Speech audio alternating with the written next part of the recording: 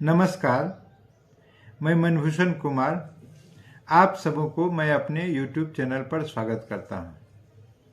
आज दीपावली का पावन पर्व है, तो मन में एक विचार आया कि क्यों नहीं आज दीपावली के ऊपर एक वीडियो बना दिया जाए। तो मैंने एक छोटा सा प्रयास इसके लिए किया हूं, लेकिन इससे पहले आप सबों को मैं शुभकामना दूं। रोशनी के इस महापर्व में आप सभी स्वस्थ और सुखद जीवन की तरफ बढ़ें, यही हमारी शुभकामनाएं हैं, यही हमारा निवेदन है। अब देखें कि दीपावली है क्या। दीपावली के त्यौहार को दीप के पर्व अर्थात दीपों का त्यौहार कहा जाता है। दीपावली के दीप जले, समझो बच्चों के दिल में फूल खिले। वास्तव में दीपावली जो है वह बच्चों के लिए बहुत हर्ष का विषय है, चूँकि वो पटाखे छोड़ते हैं, मिठाइयाँ खाते हैं, रंगोलियाँ बनाते हैं। ये सब बच्चों का विषय है जिसमें वो आनंदित होते हैं। अब हम देखें कि दीपावली के संदर्भ में तो नहीं, लेकिन दूसरे संदर्भ में अटल बिहारी वाजपेयी जी जो प्रधानमंत्री थे, उन्होंने एक कविता लिखी थी, लेकिन थोड़ा सा उसको इस प्रसंग में डाल दे। उनका प्रसंग राजनीतिक था। भरी दोपहरी में अंधियारा, सूरज परछाई से हरा, अंतर तम का नेह निचोड़े, बुझी हुई बाती सुलगाएं, आओ फिर से दिया जलाएं, आओ फिर से दिया जलाएं। अब देखिए, इसमें मूल जो बात है वो यह है कि जितने धागे टूट गए हैं, जितने संबंध बिछुड़ गए हैं, जितने संबंध का विच्छेद हो गया है, उनको पुनः जोड़कर, पुनः एकत्रित करके फिर से एक प्रकार से नए संबंध का आगाज किया जाए, यह उनके कविता में भाव है।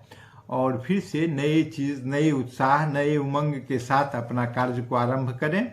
यह अब हम देखें कि आखिर ये दीपावली कब, क्यों और कैसे मनाया जाता है। यह कार्तिक मास की अमावस्या तिथि पर हर साल दीपावली का त्यौहार पूरे विधि विधान के साथ मनाया जाता है। इस तिथि को माता लक्ष्मी, भगवान श्री गणेश के साथ कुबेर की पूजा की जाती है। दीपावली दीप और आवली के शब्द के मेल से बना है, जिसका शाब्दिक अर्थ होता है दीपों की पंक्ति। दीपावली को प्रकाश का त्यौहार माना जाता है। प्रकाश का अर्थ होता है स्पष्टता, जिसमें हमारी सारी चीजें स्पष्ट रूप से नजर आए। इस उत्सव को रोशनी हमें अपने अंदर के अंधकार और उलझनों को दूर करने के लिए प्रेरित करती है। दूसरे अर्थ में समझें तो दीपावली सिर्फ बाहरी सज्जा और उत्सव मनाने तक केंद्रित नहीं है। इसका सही अर्थ तभी परिलक्षित होगा जब हम अपने अंतर मन के अंधकार को दूर करेंगे और ज्ञान की रोशनी से उसे प्रदीप्त करेंगे। इस प्रकार हम यह कह सकेंगे कि अंधकार पर प्रकाश का जय हो। अब देखें, स्कंद पुराण के अनुसार दीपक का जन्म यज्ञ से हुआ है। यज्ञ देवताओं और मनुष्य के मध्य संवाद साधने का माध्यम है। यज्ञ की अग्नि से जन्मे दीपक की पूजा का महत्वपूर्ण भाग है। और भारतीय संस्कृति में दीपक को सत्य और ज्ञान का द्योतक माना जाता है, क्योंकि वह स्वयं जलता है और दूसरे को प्रकाश देता है। दीपक की इसी विशेषता के कारण धार्मिक ग्रंथ में उसे ब्रह्मा स्वरूप भी माना जाता है।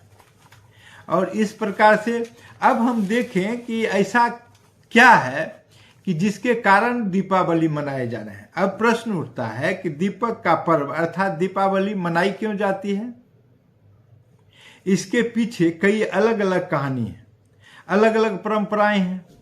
कहते हैं जब भगवान श्री राम लंका के राजा राक्षस राज रावण को एक बड़े युद्ध में अपने कूटनीति, युद्ध नीति, प्रशासन नीति, राजनीति और बुद्धि कौशल के बल पर पराजित कर अपने पत्नी सीता को रावण के चंगुल से मुक्त कर 14 वर्षों के बाद अयोध्या लौटे तो उनके छोटे भाई भरत के राज्यादेश से पूरे अयोध्या नगरी को दीपक से पाट दिया गया। उनकी प्रजा ने मकानों, मोहल्लों, गांवों की सफाई कर दीप जलाकर उनका भव्य स्वागत किया और उसके बाद श्री राम का राज्याभिषेक किया गया, जो उनके साथ आए अनेक राजाओं और गुरुदेव की उपस्थिति में संपन्न हुआ। खासकर लंका के राजा विभीषण और कोलभील के राजा निषादराज, वानर राज सुग्रीव, जैसे जामवंत, हनुमान एवं अन्य छोटे बड़े राजाओं ने इस राज्याभिषेक में शामिल हुए थे। इसके बाद अयोध्या में प्रत्येक वर्ष दीपोत्सव मनाया जाने लगा। बाद में उत्साह में पटाखा भी छोड़ा जाने लगा, मिठाई बांटे जाने लगी, लक्ष्मी की पूजा आराधना होने लगा और यह एक उत्सव का रूप धारण कर लिया। यह तो एक कहानी हुई। दूसरी कहानी यह है कि जब श्री कृष्ण ने राक्षस राज नरकासुर का सत्यभामा के मदद से उसका वध किया था। सत्यभामा उनकी पत्नी थी। यह कथा श्रीमद् भागवत पुराण में वर्णित है और असम में भी लोक कथा में सुनाई जाती है। कामाख्या मंदिर जिस नीलांचल पर्वत पर स्थित है, उसके दक्षिण में पांडु गुवाहाटी मार्ग पर जो पहाड़ियां हैं उसे नरकासुर पर्वत कहते हैं। नरकासुर कामरूप का राजा था और कामाख्या का परम भक्त था। नरकासुर ने ब्रह्मा की उपासना की। ब्रह्मा ने प्रसन्न होकर नरकासुर को वरदान मांगने को कहा। तब नरकासुर ने ब्रह्मा से वरदान मांगा, हे देव, मैं भूमि पुत्र हूँ और मेरी मृत्यु हो मेरी माता के हाथों। ब्रह्मा ने तथास्तु कहकर अपने लोक चले गए। इसके बाद नरकासुर ने पृथ्वी के सभी राजाओं को पराजित कर देवलोक पर हमला कर दिया। इंद्र को अपना जान बचाने के लिए अपना इंद्रासन छोड़कर भागना पड़ा। नरकासुर ने अपने महल में 16,100 सुंदरियों को बंधक बना रखा था। देवलोक से वापसी के क्रम में नरकासुर ने देवी अदिति के सुंदर दम के कर्ण फूलों पर मोहित हो गया, जिसे उसने झपट लिया। रोती बिलखती अदिति श्री कृष्ण की 8 रानियों में से एक सत्यभामा के पास पहुंची। सत्यभामा अदिति को श्री कृष्ण के पास लेकर चली गई, जिसके बाद श्री कृष्ण गुरुर पर सवार होकर सत्यभामा के साथ नरकासुर की राजधानी प्राग्ज्योतिषपुर असम पहुंच गए। कर्ण को देखकर नरकासुर ने अपने सेनापति मुरा को युद्ध करने के लिए भेजा। कृष्ण के एक ही बार में मुरा पूरे सैनिक के साथ मारा गया। तब नरकासुर महल से निकला और उसने अपने त्रिशूल से कृष्ण पर प्रहार कर दिया, जो उनके सीने पर लगा। कृष्ण अचेता अवस्था में युद्ध के मैदान में गिर पड़े। कृष्ण की हालत देखकर सत्यभामा, जो उनकी सारथी थी, नरकासुर पर बाण से प्रहार किया। नरकासुर सत्यभामा के हाथों मारा गया। फिर कृष्ण की ओर सत्यभामा मुड़ी और उन्हें हिलाया डुलाया तो कृष्ण मुस्कुराते हुए खड़े हो गए। सत्यभामा स्वयं पृथ्वी की अवतार थी और नरकासुर को मां के हाथों मारे जाने का वरदान था, वह पूरा हो गया। युद्ध के पश्चात देवी अदिति के कर्णफूल मिले और 16,100 कैदी सुंदरी कन्याओं से कृष्ण ने विवाह कर लिया। इस अवसर पर भी दीपावली मनाया जाने लगा।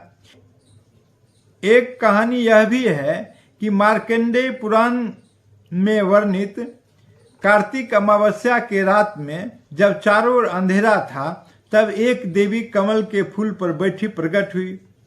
उनके आते ही चारों ओर उजाला हो गया। ये देवी लक्ष्मी थी। पौराणिक कथा में देवता और राक्षस अमृत पाने के लिए समुद्र मंथन किया। मंदराचल पर्वत को मथानी बनाया गया, बासुकी नाग को रस्सी बनाया गया। भगवान विष्णु ने कछुए के रूप में कश्यप अवतार लिया और मंदराचल को अपनी पीठ पर रखा। बासुकी की फन की ओर राक्षस लगे थे और पूंछ की ओर देवतागण लगे थे। ऐसे समुद्र मंथन का आरंभ हुआ। देवता और राक्षसों ने जब समुद्र मथा तो सबसे पहले कालकूट विष निकला। इसे हलाहल भी कहते हैं। कालकूट निकला तो लोग मरने लगे। तब भगवान विष्णु ने देवता से कहा कि जाकर शिव की प्रार्थना करो, वही इस विष को पी सकते हैं। तब देवताओं ने प्रार्थना की तो शिव प्रकट हुए। वह सारा विष पी लिया, उसे निगला ही नहीं, अपने गले में अटका लिया। गला नीला पड़ गया और शिव का एक नाम नीलकंठ पड़ गया। बालकूट विष के बाद मंथन में एरावती हाथी, कामधेनु गाय, उच्चैश्रवा घोड़ा, कल्प वृक्ष, रंभा नाम की अप्सरा निकली। इन सातों रत्नों के बाद आठवीं रत्न जो थी वो मां लक्ष्मी थी। अब देखिए, श्रीमद् भागवत पुराण में भी यह वर्णित है कि समुद्र मंथन में जो आठवें रत्न के रूप में लक्ष्मी समुद्र से प्रकट हुई, वह दिन भी कार्तिक अमावस्या का था और समुद्र से प्रकट होकर उसी दिन लक्ष्मी ने भगवान विष्णु को पति के रूप में चुन लिया। दोनों का विवाह हो गया। लक्ष्मी के प्रकट होने से भगवान महावीर के महानिर्वाण तक दीपावली को लेकर कई कहानियां हैं। अब देखा जाएगा, एक कहानी यह है कि देवी दुर्गा ने मां काली के रूप लेकर राक्षसों का संहार किया था। एक यह और कहानी है कि बावन ने बलि से 3 पग भूमि मांगी और 3 कदम में तीनों लोग को नाप लिया था। एक और कहानी है कि महाभारत काल में जब युधिष्ठिर का राजसूय यज्ञ और इंद्रप्रस्थ की स्थापना हुआ तो इस अवसर पर भी दीपावली मनाया जाता है। एक कहानी यह भी है कि भगवान महावीर के महानिर्वाण की प्राप्ति के अवसर पर भी दीपावली मनाई जाती है। इस प्रकार आप देखेंगे तो दीपावली मनाए जाने की अनेक कथाएं हैं और जो भी कथा जो भी हो, लेकिन इसका मूल तत्व यह है कि सब मिलाकर हम लोग दीपावली को एक उत्सव के रूप में मनाते हैं और इस प्रकार से हर वर्ष एक नए उत्साह, एक नए उमंग के साथ इसी बहाने घर की सफाई करते हैं, लक्ष्मी की आने की प्रतीक्षा करते हैं, भगवान लक्ष्मी की, गणेश की पूजा करते हैं, धन के लिए कुबेर के भी पूजा करते हैं, प्रतीक्षा करते हैं, ताकि सबों के घर में सुख समृद्धि बना रहे। यह एक कहानी है ये दीपावली मनाने का और इस प्रकार से दीपावली का पर्व हम लोग मनाते हैं और हर वर्ष आगे भी मनाते रहेंगे। अगर यह वीडियो आपको पसंद आया हो तो सब्सक्राइब करें और बेल आइकन दबाने का काम करें।